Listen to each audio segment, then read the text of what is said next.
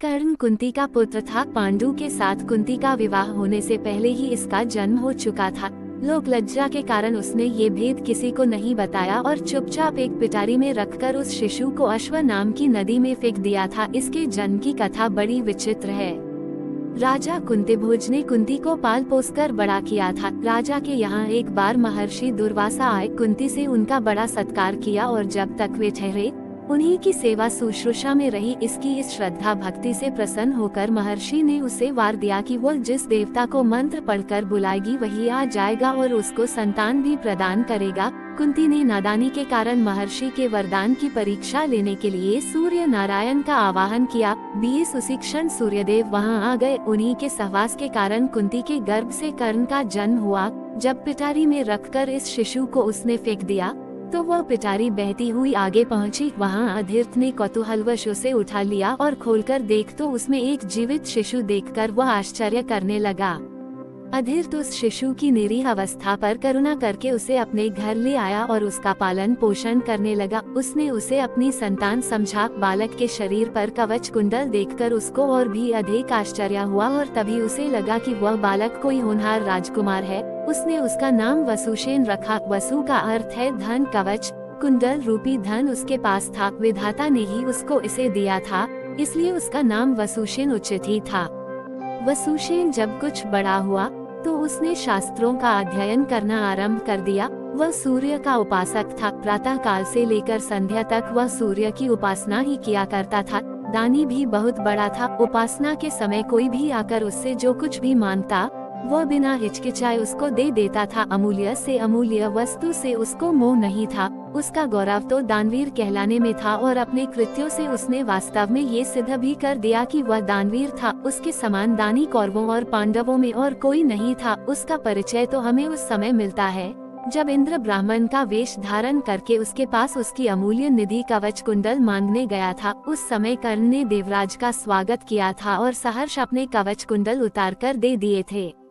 दान करते समय अपने हित या अहित विचार वह नहीं करता था। यद्यपि सूर्य भगवान पहले उसे मना कर चुके थे कि वह इन कवच कुंडलों को किसी को भी न दे, लेकिन दानवीर कर्ण किसी याचक को निराश करके वापस लौटाना तो जानता ही नहीं था। कर्ण के इस साहस के कारण ही उसका नाम वैकर्तन पड़ा था। यदि इस कवच कुंडलों को वह नहीं देता तो कोई भी योद्धा उसे युद्ध में परास्त नहीं कर सकता था। इंद्र ने अर्जुन के हित के लिए ही इनको मांगा था, क्योंकि इनके बिना अर्जुन कभी भी उसे नहीं हरा सकता था। फिर भी उसके इस अद्वितीय गुण से प्रभावित होकर इंद्र ने उसको एक पुरुष घातिनी अमोघ शक्ति दी। उस शक्ति से सामने का योद्धा किसी भी हालत में जीवित नहीं बच सकता था और उसको कर्ण ने अर्जुन के लिए रखा था। लेकिन श्री कृष्ण ने चाल चली और कर्ण की उस शक्ति को घटोत्कच पर चलवाकर अर्जुन के जीवन पर आए इस खतरे को सदा के लिए मिटा दिया। घटोत्कच, जो आकाश में विचरण करके कौरवों पर अग्नि की वर्षा कर रहा था और जिसने एक बार तो सारी सेना को पूरी तरह विचलित कर डाला था, शक्ति लगते ही निर्जीव होकर पृथ्वी पर गिर पड़ा। धनुर्विद्या में कर्ण अर्जुन के समान ही कुशल था। एक बार जब महाराज धृतराष्ट्र की आज्ञा से कौरव पांडवों की अस्त्र शिक्षा की परीक्षा के लिए एक समारोह किया गया था, तो अर्जुन ने अपने अस्त्र शिक्षा के कौशल से सबको चकित कर दिया था। उसने ऐसी ऐसी क्रियाएं कर दिखाई थी कि किसी भी योद्धा की हिम्मत नहीं होती थी कि उसका जवाब दे सके। एक विजेता की तरह के कौशल दिखाकर वह प्रशंसा लूट रहा था। दुर्योधन उस समय हतप्रभ सा होकर चुपचाप बैठा था। अर्जुन का सा कौशल दिखाना उसके सामर्थ्य के भी बाहर था। उसी समय कर्ण वहां आ पहुंचा और उसने मैदान में आकर अर्जुन को ललकारा, अर्जुन, जिस कौशल के बल पर तू यहाँ सबको चकित कर रहा है और सभी से प्रशंसा लूट रहा है, उसे मैं भी करके दिखा सकता हूँ। ये कहकर उसने धनुष पर बाण चढ़ाकर वही सब कुछ कर दिखाया जो अर्जुन ने किया था। चारों ओर से कर्ण की जय जयकार होने लगी। दुर्योधन का चेहरा अर्जुन के प्रतिद्वंद्वी को देखकर खिल उठा। उसने उसे हृदय से लगा दिया। उसने उसे अर्जुन के साथ द्वंद्व युद्ध करने के लिए प्रेरित किया। दुर्योधन की बात मानकर उसने अर्जुन को इसके लिए चुनौती दी। अर्जुन द्वंद्व युद्ध के लिए तैयार हो गया। अब झगड़ा बढ़ने की आशंका थी, इसलिए कृपाचार्य ने बीच में हस्तक्षेप करते हुए कहा कि राजकुमार के साथ राजकुमार का ही द्वंद्व युद्ध हो सकता है। चून की कर्ण सूत के द्वारा पाले हुए हैं, इसलिए इनके गोत्र कुल आदि का ठीक ठीक पता न होने के कारण इनको अर्जुन से द्वंद्व युद्ध करने का अधिकार नहीं है। बस यह ऐसी समस्या थी जिसको कर्ण हल नहीं कर सकता था। वो हक्का बक्का सा अर्जुन का मुंह उतार कर रह गया। दुर्योधन को भी इससे धक्का लगा, क्योंकि कर्ण के द्वारा अर्जुन का मान चूर्ण करने की उसकी ही तो योजना थी। जब कर्ण इस दुविधा में पड़ा हुआ आगे अपने पैर नहीं बढ़ा सका तो दुर्योधन ने उसे राजाओं की श्रेणी में लाने के लिए अंग देश का राज्य दे दिया। राजा होने के नाते अब वह अर्जुन या अन्य किसी राजकुमार के साथ युद्ध कर सकता था। वह इसके लिए उतारू भी था, लेकिन संध्या होने के कारण यह वाद विवाद थम गया और सब अपने अपने घर चले गए। बस फिर जीवन में सदा ही कर्ण अर्जुन से प्रतिद्वंद्वी के रूप में मिला। अर्जुन से ही उसकी विशेष रूप से शत्रुता थी। वो उसकी प्रसिद्धि को सह नहीं सकता था। अनेक स्थलों पर वह अर्जुन के सामने आया, लेकिन अपना कुल गोत्र न बता सकने के कारण उसे सामने से हटना पड़ा। वह सूत पुत्र कहलाता था, क्योंकि सूत ने ही उसको पाला था। इसी कारण द्रौपदी के स्वयंवर में भी घूमती मछली की आंख बेधने की सामर्थ्य रखते हुए भी उसको अवसर नहीं दिया गया। स्वयं द्रौपदी ने ही सूत पुत्र कहकर उसका अपमान किया था और उसकी पत्नी बनने से इनकार कर दिया था। सूत पुत्र को क्षत्रिय कन्या का वरण करने का अधिकार नहीं है।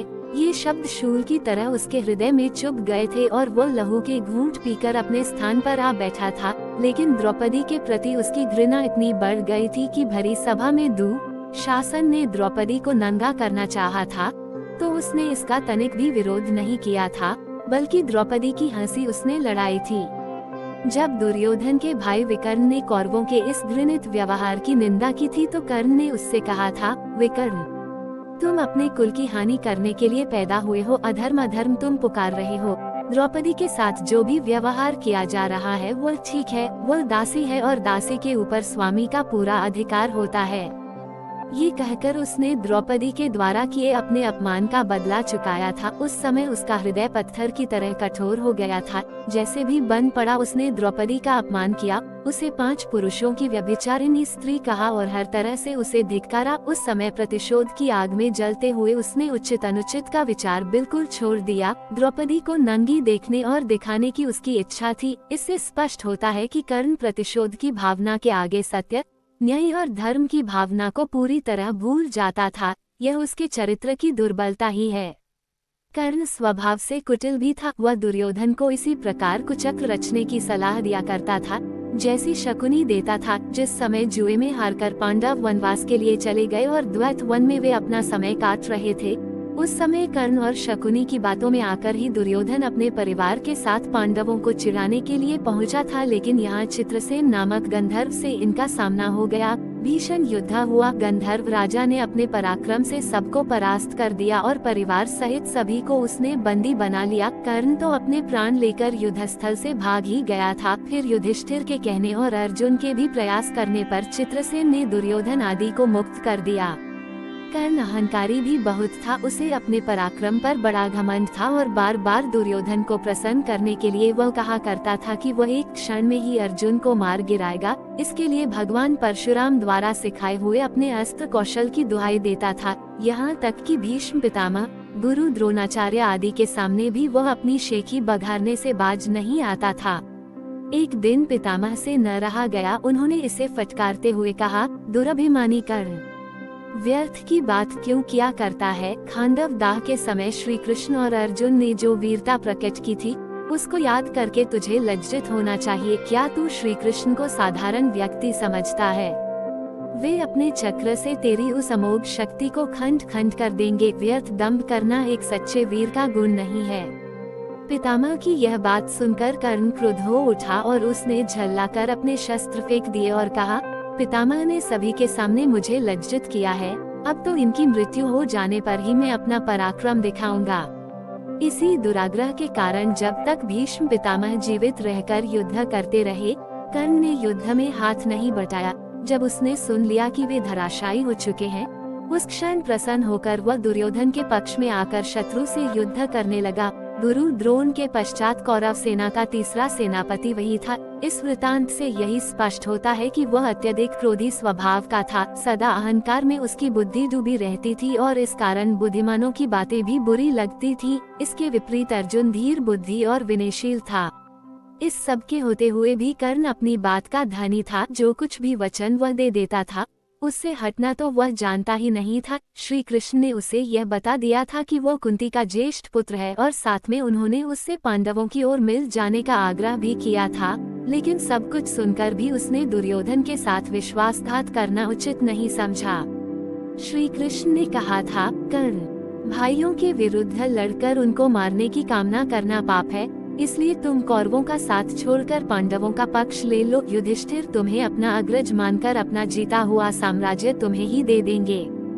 कृष्ण की यह प्रलोभन भरी बातें सुनकर भी कर्ण अपने वचन पर दृढ़ रहा और कहने लगा, श्री कृष्ण, दुर्योधन के साथ विश्वासघात करना सबसे बड़ा पाप है। यदि मैं उसकी मित्रता को तोड़कर पांडवों की ओर मिल जाऊंगा तो सब यही कहेंगे कि कर्ण अर्जुन से डरकर उनकी ओर मिल गया है। फिर मैं ऐसा क्या करूं? मेरी माँ ने तो मुझे मारने का सारा प्रबंध कर दिया था। सूत ने ही मुझे उठाया और पाला, इसलिए वे ही मेरे पिता तुल्य हैं। सूतों के साथ मैं कई यज्ञ भी कर चुका हूँ और मेरा विवाह संबंध भी सूतों के परिवार में ही हुआ है। फिर मेरा पांडवों से क्या संबंध रहा? धृतराष्ट्र के घराने में ही दुर्योधन के आश्रित मैं रहा हूँ और 13 वर्ष तक मैंने उन्हीं का दिया हुआ राज्य किया है। फिर कैसे उनके साथ विश्वासघात कर दूं?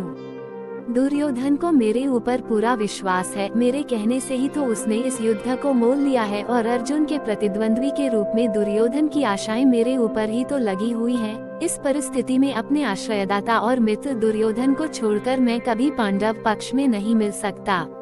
फिर यदि एक बार मैं मिल भी गया तो युधिष्ठिर जो राज्य मुझे देगा उसे अपने वचन के अनुसार मुझे दुर्योधन को देना होगा। इससे तो पांडवों का सारा प्रयत्न ही निष्फल चला जाएगा। ये सभी कुछ सोच विचार कर मैं निश्चय पूर्वक कहता हूँ कि मैं मित्र दुर्योधन का साथ छोड़कर और किसी पक्ष में नहीं मिल सकता। लेकिन हाँ, यह वचन अवश्य देता हूँ कि युद्ध में मेरा प्रतिद्वंद्वी केवल अर्जुन ही है। उसके सिवा किसी पांडव का वध मैं नहीं करूँगा। कर्ण का ये कथन उसके चरित्र की महानता पर प्रकाश डालता है। बात का कितना पक्का था। वह दानवीर दुर्योधन चाहे अधर्मी था, लेकिन उसका तो आश्रयदाता था। फिर वह उसके साथ छल कपट कैसे कर सकता था? अंत तक उसने दुर्योधन का साथ दिया और अपने आप को एक सच्चा मित्र प्रमाणित कर दिया। कर्तव्य के प्रति कर्ण पूरी तरह कठोर था। वह युधिष्ठिर तथा अर्जुन की तरह सहृदय नहीं था कि पांडवों के विषय में ये ज्ञात होते ही कि ये उसके भाई हैं, युद्ध करना बंद कर दे। एक बार मन में दृढ़ संकल्प करके उसको पूरी तरह निभाना ही उसके जीवन का उद्देश्य था। दुर्योधन की सहायता करना उसका कर्तव्य था। इससे पांडवों के प्रति जागृत हुआ भ्रातृत्व भाव भी उसे विचलित न कर सका और फिर भी अर्जुन के प्रति कठोर और ईर्ष्यापूर्ण दृष्टि उसकी बनी ही रही। यहाँ तक कि स्वयं माता कुंती ने जाकर कर्ण को अपनी ओर मिलाने की इच्छा प्रकट की थी, लेकिन उस समय भी वो वीर अपने पद से विचलित नहीं हुआ। यह उसके चरित्र की श्रेष्ठता ही थी। फिर एक बार कृष्ण को वचन देकर अर्जुन के सिवा अन्य किसी पांडव की ओर उसने शस्त्र नहीं उठाया। अर्जुन से ही युद्ध करते हुए वह वीरगति को प्राप्त हुआ था। महाभारत युद्ध में भी उसकी वीरता देखकर स्वयं श्री कृष्ण उसकी प्रशंसा करने लगे थे। कितनी ही बार वह अर्जुन के रथ को पीछे हटा देता था। जब तक वह सेनापति रहा, अर्जुन बार बार उसके प्रहारों से विचलित हो उठता था। उसकी समझ में नहीं आता था कि वह कैसे इस परम योद्धा को परास्त करे।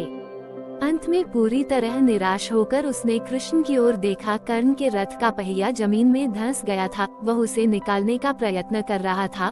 उसी समय कृष्ण के इशारा करने पर अर्जुन ने अन्याय का आश्रय लेकर उसका वध किया। नहीं तो उस वीर को मारना बहुत कठिन था। फिर यदि उसके हाथ में इंद्र की वह अमोघ शक्ति होती तो फिर उसको कोई भी पराजित नहीं कर सकता था और यह निश्चय था कि वह अर्जुन का वध करके विजय का शंख फूंक देता। लेकिन विधाता की यही गति थी। अमोघ शक्ति को वह पहले ही घटोत्कच पर चला चुका था। अब उसके पास विशेष अस्त्र कोई नहीं था। फिर भी बड़ी कठिनाई से अर्जुन उसे मार पाया था। महाभारत में जहाँ भी उसके पराक्रम का वर्णन आया है, वहाँ अर्जुन के बराबर ही उसको पराक्रमी माना गया है और था भी वह इतना ही पराक्रमी। कर्ण के पराक्रम में धब्बा लगाने वाली एक बात यह है कि वो कपटी भी था। वह सदा सत्य और न्याय का ही आश्रय नहीं लेता था। उसने अल्प वयस्क राजकुमार अभिमन्यु का चक्रव्यूह के भीतर औरों के साथ मिलकर वध किया था। उसी ने उसके धनुष को काट गिराया था और फिर उस निहत्थे बालक पर 6 महारथियों ने मिलकर आक्रमण किया था। जिनमें से एक वह भी था। निहत्थे बालक की हत्या करने का अपराध सदा उसके चरित्र के साथ लगा रहेगा, इसलिए इतना पराक्रमी होने पर भी कर्ण अर्जुन की तरह महापुरुष की कोटि में नहीं आ सकता। उसका हृदय कलुषित था। इस तरह कर्ण के चरित्र पर दृष्टिपात करने से मालूम होता है कि वो किसी दृष्टि से महान था और अपने किन्हीं व्यवहारों के कारण पतित भी था। उसकी महानता उसके दानवीर होने में है, उसके दृढ़ संकल्प होने में है, उसके अपने मित्र और आश्रयदाता के विश्वास पात्र होने में है। लेकिन छल और कपटपूर्ण व्यवहार, व्यर्थ का दंभ और क्रोध उसके चरित्र की गरिमा को कम करते हैं। वह इतना पराक्रमी था कि उसके मरते ही दुर्योधन का सारा धैर्य टूट गया था और अब उसे अपनी पराजय की आशंका निश्चित लगने लगी थी। और वही हुआ भी। कर्ण की मृत्यु के पश्चात कौरवसेना का विनाश हो गया। स्वयं दुर्योधन भी भीम के द्वारा मार डाला गया। युद्ध में पांडवों को विजय प्राप्त हुई।